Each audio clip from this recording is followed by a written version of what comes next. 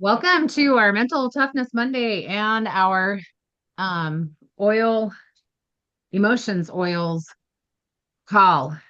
Glad to have you here today. We're going to talk about Gardenia, which I believe just comes in a roller. Is it one that is available all the time, or do you know?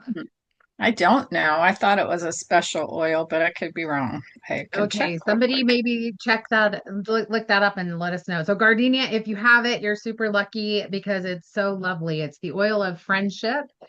It has a sweet, calming scent that reassures troubled hearts, as well as light-hearted presence that revives and uplifts the soul. Its aroma drifts deeper and deeper into the person to coax out whatever is hindering their inner peace. Gardenia asks individuals to release discord and choose love. It reminds them they can always start anew with purer intentions and greater kindness. That's really beautiful. Gardenia encourages individuals to be more approachable and friendly. It invites them to reach out and sincerely care for and include others. It asks individuals to extend a helping hand or offer emotional refuge to those in need.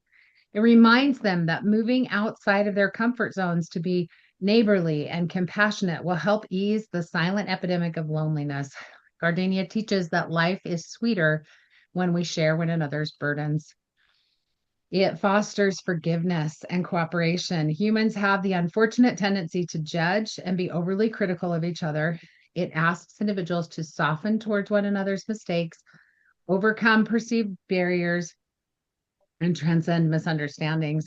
It facilitates emotional safety by encouraging individuals to forgive, evolve, and genuinely give each other the benefit of the doubt. Gardenia's message is to reopen to people all around who need a little love and encouragement to help them on their way.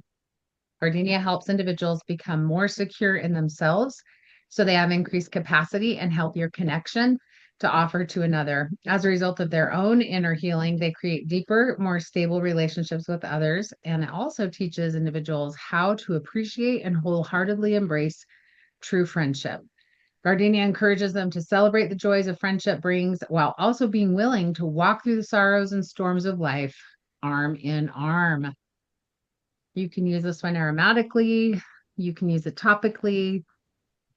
It helps you to feel less unkind, aloof, lonely, distant, preoccupied, distracted, insecure, needy, unhappy, sad, discordant, contentious, judgmental, easily offended, critical, or friendless, and to feel more friendly, more kind, loving, present, healthy connections, bonding, helpful, caring, nurtured, secure, stable, forgiving, compassionate, cooperative, and encouraged. Those are some really great words. And I read that one out of the 13th edition book. So there may have been some differences in the app. Um, Gardenia is available. and it is available. This sounds like a great one to give away for how much is it? 34 for the 10 mil roller. That's wholesale. Okay. This sounds just like something that would be so lovely for like I always try to give gifts to my neighbors and like we have several neighbors or whatever, but I have kind of adopted a philosophy that every neighbor who has a piece of property that touches my property, I should know who they are and be friends with them. So this would be a good one for that, right? Right. You know how Front, front and Lisa, back. Lisa Zimmer always puts them in little bottles and adds 4 drops to a 5 ml. Yes, and gardenia is already a touch, isn't it? Yeah. Oh, maybe that won't work, but it could be divided into smaller portions. It could be divided into smaller ones, so it wouldn't be quite as expensive and maybe diluted a little further. But since it's already a touch, I wouldn't want to dilute it too much. Um, but I love that from the just that perspective of um friendship, you know? It even kind of sounds like for healing, like forgive. Yeah, I wonder if there's gardenia in that. I don't know. that's a good question. You could look that up really quickly. Has anybody used gardenia and found that they felt friendlier? It reminds me of Grandma Andress. Yes, because she loved that, didn't she? She had something that was supposed to be gardenia. Yeah, I don't remember if she grew any, but I think she wore a scent that was like that. Yeah, she didn't grow. I don't remember a flower named that, but it is a flower, isn't it? I think it's a flower, Yeah, yeah, yeah. but I don't know where it grows. Also, her name was Garda, so that kind of, pulled it. Wow, it's a really pretty flower. Wait, that's jasmine. Uh, Hmm. there's no gardenia in Forgive in 13. Well, it sounds like that it's got some good, I mean, Forgive has good stuff in it anyway, but Gardenia, you can add it to your Forgive, or you can use it for friendship and forgiving and openness.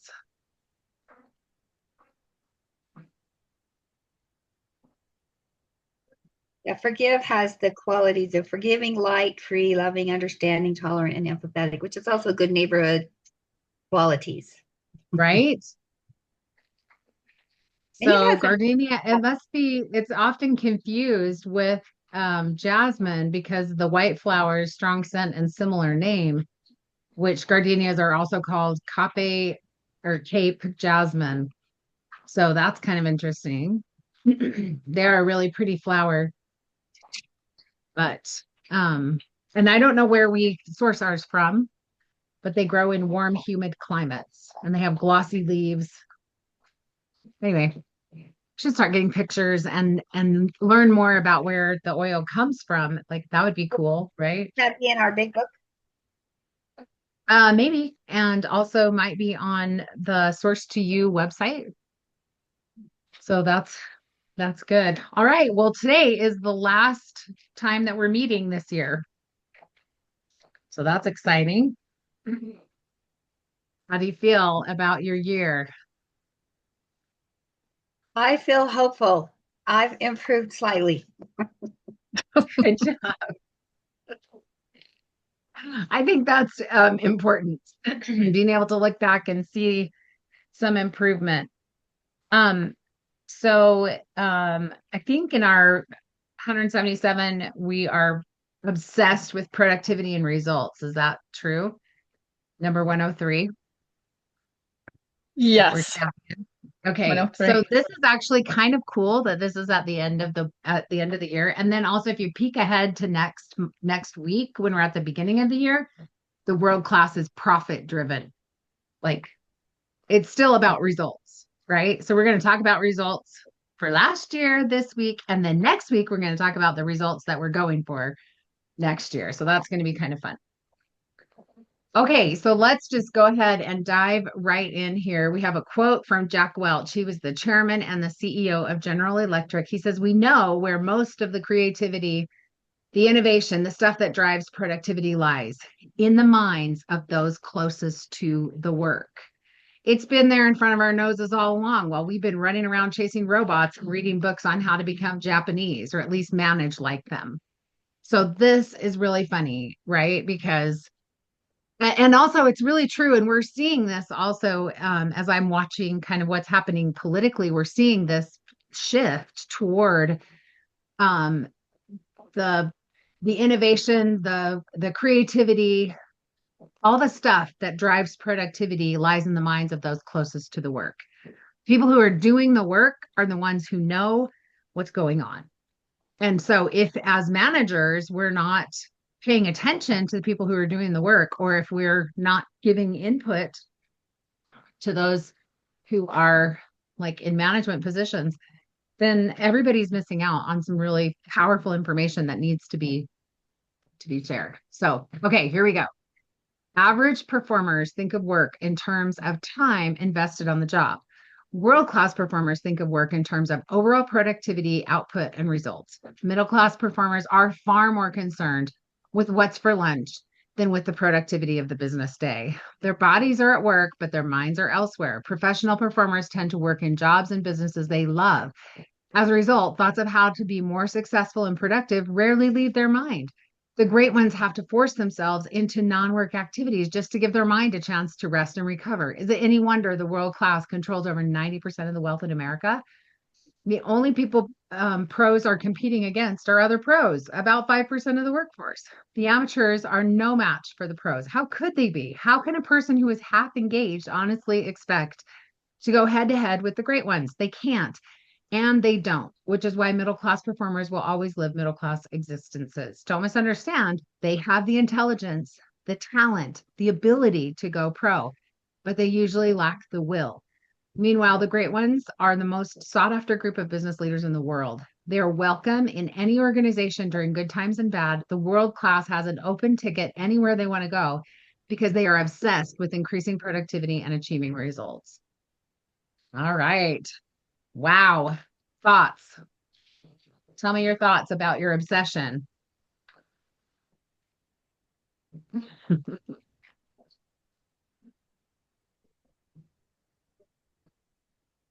I'm going to say I'm a step above the middle class performers in the fact that when I was working full time or when I'm in a project, I don't wonder when the lunch break is. I don't wonder when the break is. I just dig in so much to the point that I would get calls from home and say, "What's for dinner?" And it says, "Are you kidding me? My mind is not even there." Like, who even knows Yeah. or So cares? I'm not saying that's a world class performance, but it's step above the middle class. Oh, What are girl. you Go, girl. obsessed with? What's that? What are you obsessed with?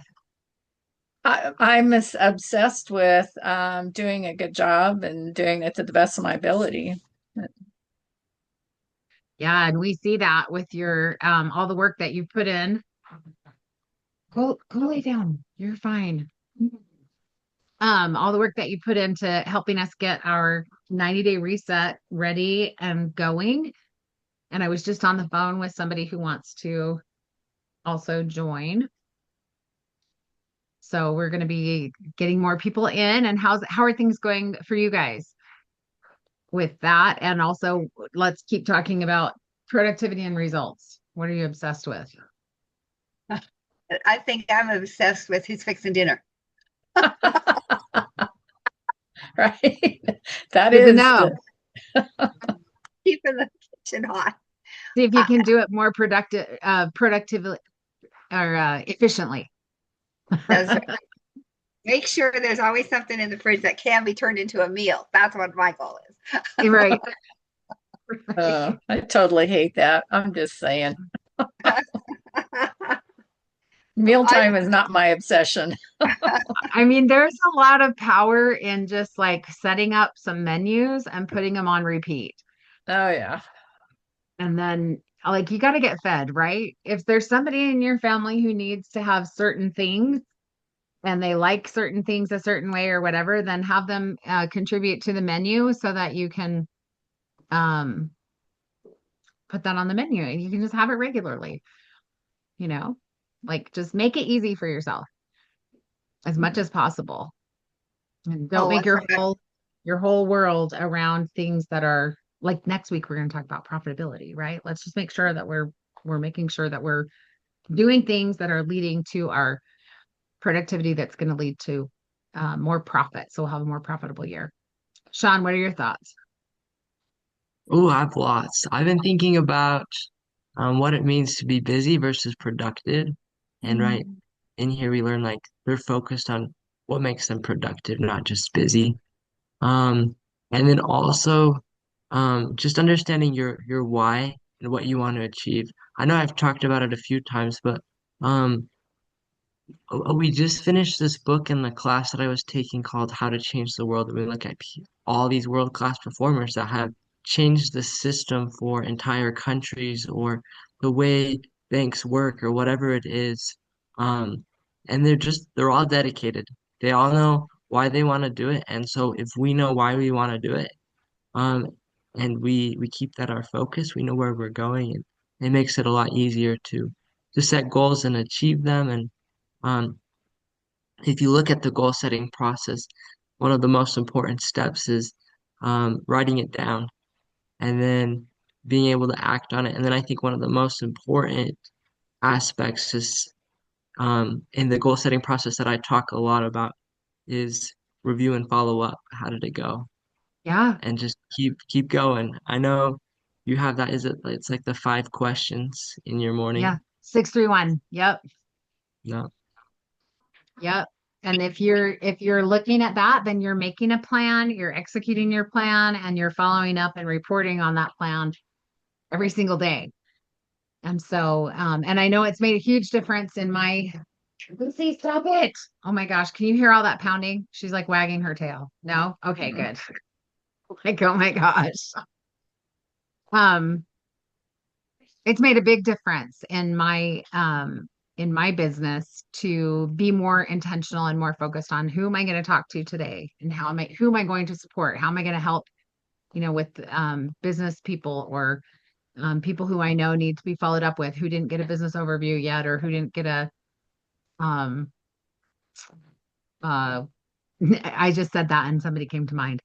Um so anyway, so as you ask those questions, then people come into your mind that are like, oh yeah, I was going to follow up with her, or she enrolled and she told me she wanted to do the business and then it was Christmas. So now I've got to follow up with her and make sure that she gets that business overview. And yeah, that's why we have the questions. So it's really, really important.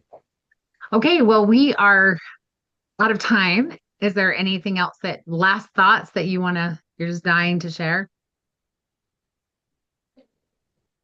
Happy New Year. Take some time this week to sit down and review your year, look at what you've done. If you want to go look at your numbers, you can do that in your back office and see what your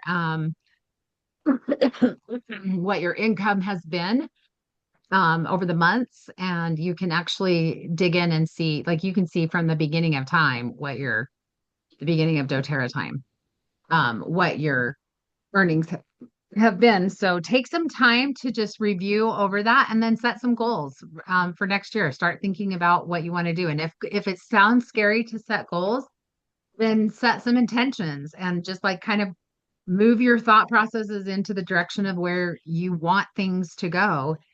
And then as you look at those things and then put some action steps into place. And if the only action step you put into place is to start following that 631 schedule, that will make a difference in your business, even if you don't do anything else.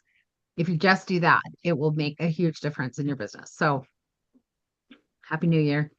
Love you guys. Thank you. Thank you. See you on the next one. Bye.